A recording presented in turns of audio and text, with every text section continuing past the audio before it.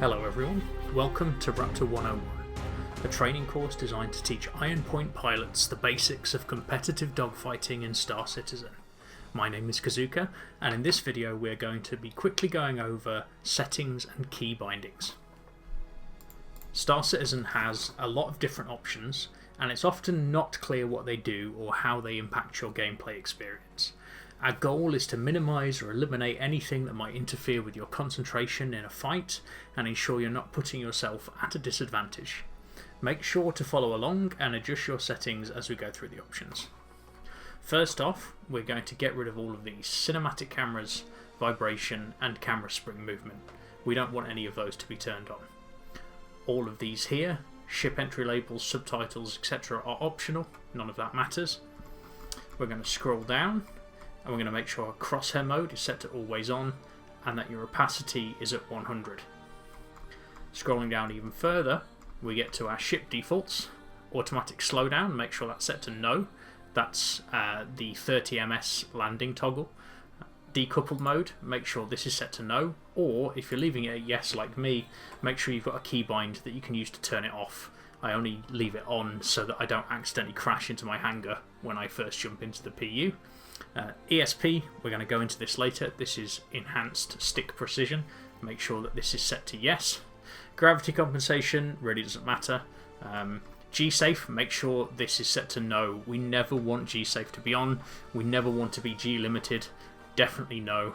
And boost disables G-Safe. Set that to yes, but it shouldn't ever matter because we've got G-Safe turned off anyway. Cruise mode, no. Space brake enables boost, no. There might be times in decoupled mode where we want to hold down our space brake to remain completely stationary. Let's say we're staring at the hatch of a ship that we're trying to pirate, for example, and we don't want to be draining our boost bar while we're doing that. Speed limiter, no. Proximity assist, definitely not. This will mess you up in a knife fight if you've got this turned on. And then we get to advanced HUD. I would highly recommend you use the advanced HUD. It's got lots of extra information that it presents that's really useful, and I personally think the information is positioned in a way that it's more readable and accessible in the middle of a dogfight. Okay, so scrolling down a little bit further. Next up, we're going to get to ESP. You might spend quite a long time tweaking your ESP settings. The general gist is that strength reduces the sensitivity of your crosshair once it's actually over the pip when you're shooting at a target, and curvature is the radius at which the crosshair starts to slow down. So most people would recommend that you leave the strength at 1 and that you actually set the curvature to 0. I play with quite a lot of curvature. I play with 0.3. That's quite unusual. Most competitive pilots play with none at all. So I would recommend you start with 0 and see how that feels for you. So for VJoy visibility, we're going to turn that to always visible. I personally use it only with mouse input, but that's because I fly with joystick most of the time. I would set it to always visible and see how you get on. Then we got our VJoy range in terms of yaw and pitch. You want to find a value that works for you, but I would recommend somewhere between 4 and 7, and that's going to depend on your mouse sensitivity and what feels good for you. But you're going to start probably somewhere around 7 and see how that goes. And then mouse dead zone, set that to 0. Then going down a little bit further, we get to weapons and velocity indicator. So velocity indicator we want to be always on. That's sometimes called the TVI. That's the little circle with 3 little lines coming out of it that shows you which way your ship is travelling. We really want to see that because there will be times where in decoupled mode our ship is travelling in one direction and our nose is pointing in another, and we want to know where our ship is travelling. VJoy settings, for driver we're going to skip past. Turrets we're going to do another time. And then we want to make sure we've got magnified UI turned off. We want to make sure precision lines are on. Staggered fire is set to no. Lag pips are set to no. I wouldn't recommend using lag pips by default. You're going to be using lead pips most of the time. Lag pips can be a useful training tool, but they're not what you're going to be learning to fly with most of the time. Individual pips, You can set this to yes if you want. That will let you know if all of your guns are working. I personally only use one single pip. I find it's just a bit cleaner, but this is personal preference. You can set this to yes if you want to, and make sure fading pips are set to no. We don't want our pips to fade out. Then we come down a little bit further, and we've got target locked heading, distance and name. We want all of those set to be yes. We want to be able to see all of that stuff. And then we're now going to turn off all of our look ahead nonsense. Pilot look ahead enabled no, and look ahead strength, we're going to turn this down. This is going to reduce and remove all of the artificial actor head movement while you're in the cockpit. So make sure all of this is set to 0. Any look ahead sliders, just get rid of them. Then we've got more camera shake down here, so G-force induced head movement, afterburner zoom and global camera shake, turn all of that to 0. We don't want any of that on. We're going to be constantly afterburning and be at maximum Gs most of the time we're in a dogfight, so we don't want to have loads of weird shake happening while we're doing that. Party nameplates, nameplate distance, contact names, make sure all of this is set to yes. We want to be able to see all of that information. Emission HUD values, I would recommend you set that to yes. That will allow you to see how far away your ship can be target locked based on how high your IR, EM and cross-section signatures are. It's very useful when you're stealthily hunting a target, such as a vulture that you might be trying to pirate, and it will give you a good indication of how far away you can be seen by hostiles, or at least target locked by hostiles. And that's it for game settings. So now we're going to jump over to graphics. There's a lot more stuff that's personal preference here. Something to highlight is that Star Citizen doesn't seem to really see a big performance increase when you set the graphics to low quality. It seems to increase the CPU load, and the game's already very CPU heavy, so have a play around with that. You might find that if you've got a lower end PC, you don't actually see any benefit from being in low. Field of view. I would recommend you set this as high as it feels comfortable for you, because that will expand how much you can see out the sides of your cockpit. You want to be able to see as much as possible, but at the same time it's a bit like a wide angle camera lens. When you've got it all the way out to 1:16, that's going to reduce the size of the object in the centre of your screen. So I actually like to leave it at 105, which I find is a nice balance between visibility and also not making things in the middle of my screen too small, but that's really personal preference. Motion blur set to no, VSync set to no.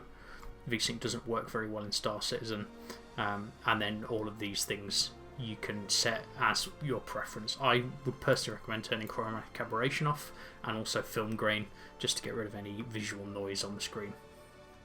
And finally, we also have to go to audio. CIG loves camera shake so much, they put an extra camera shake slider in the audio menu, so make sure your audio driven camera shake is also set to 0. Now we're going to come on to key bindings, and key bindings are really very personal to you and your setup. I'm not going to tell you what to bind where, but I do want to quickly highlight some important functions and principles.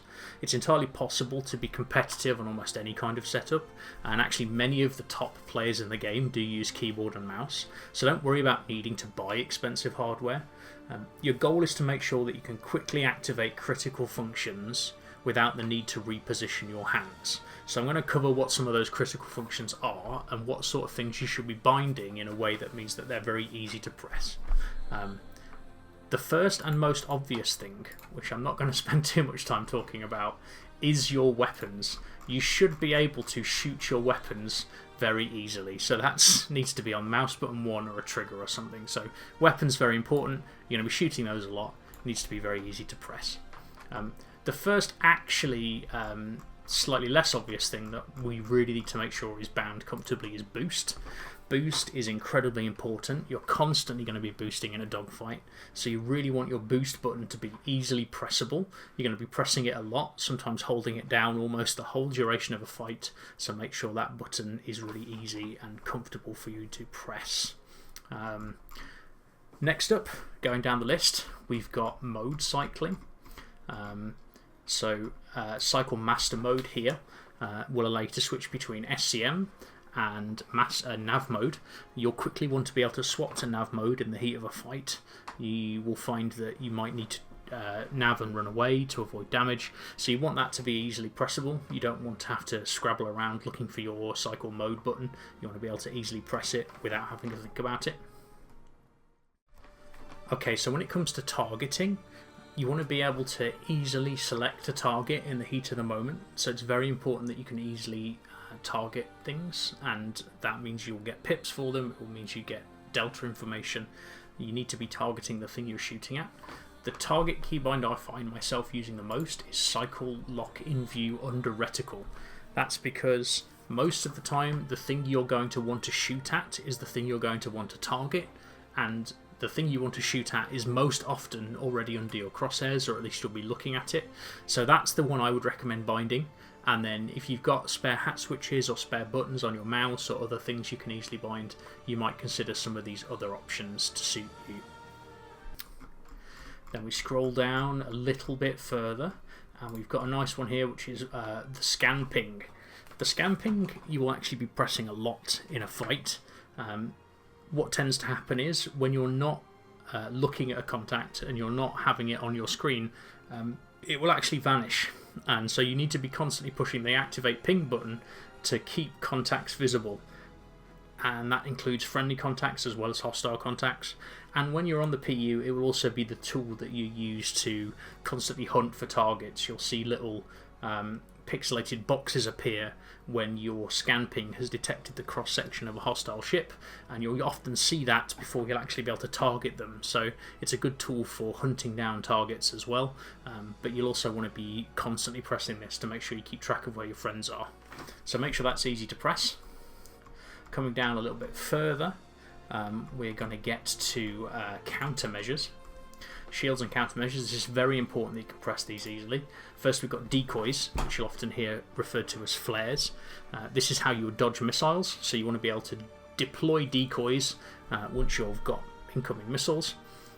But a lesser known thing about this that you might want to know is that you can group decoys together. So you'll often need to group 3 or 4 decoys and fire them at once to flare off bigger missiles, or if you're flying a bigger ship with a higher signature radius, whether that's heat signature or EM signature, depending on how laggy the PU is, what you're being shot at or what you're being shot by, you might need a group of 3, 4 or even more decoys. So I definitely recommend having a bind here so you can group them together easily. The most important thing though is that you can press the launch decoy button without having to think about it. That should be a very easy button press so you can push it in the heat of the moment. Next up we've got noise. Sometimes referred to as chaff. Noise is the big smoke cloud that pops out the back of your ship. What this actually does is it prevents you from being target locked by other players. So while you're in the cloud, people won't be able to lock onto you. It doesn't work if you fly out of the cloud, and it doesn't stop missiles from coming in at you if they've already been fired. So keep that in mind, but you're most likely going to be popping this as you turn to run away. So you might deploy noise and then activate nav mode to disengage from a fight. But make sure this button is very easily pushable. You want to be able to push it without thinking. And finally, we're going to come down and we're going to talk about power. What we want to make sure is that you can easily set your max power to engine, shields and weapons very easily.